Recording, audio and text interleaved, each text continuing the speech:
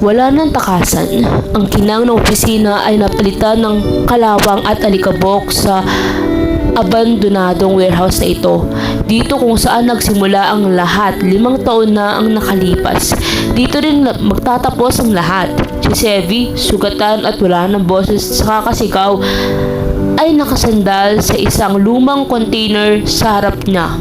Si Anton, hawak ang isang baril na hindi nakaturo sa kanya kundi sa sahig. Tapusin mo na to, Anton.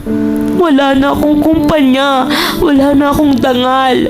Tinalikuran na ako ng asawa at anak ko matapos silang malaman ang totoo. Ano pa? Ano pa ang gusto mo sa akin?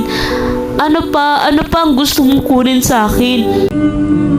Gusto mo bang malaman ang huling sinabi ng kapatid ko bago siya malagutan ng hininga sa bisig ko? Sabi niya, "Kuya, sabihin mo kay Sepi, tumakbo na siya, baka madamay pa siya."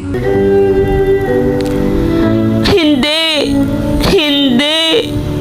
Napakasama ko! Inisip na ba ako habang ako ibinebenta ko ang buhay niya para lang sa sarili ko?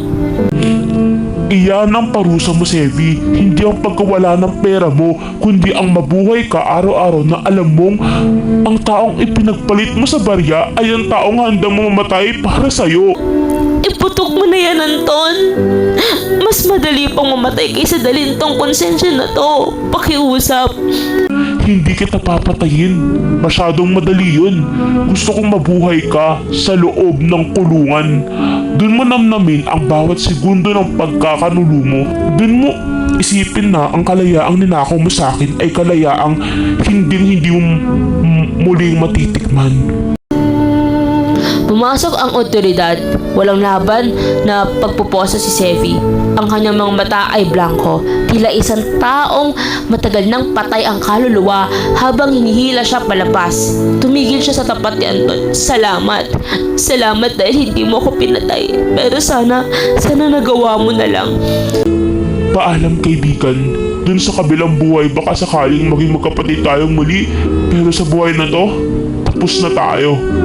Sa huli, ang paghiganti ay bibigay ng buong katahimikan. Pero ang hustisya, iyon ang tanging paraan para makatulog ang mga kaluluwang matagal nang sumisiko sa dilim. Ako si Ate LJ. At ito ang katapusan ng kwento na Anton at Sevi. Hanggang sa muling pagkikita.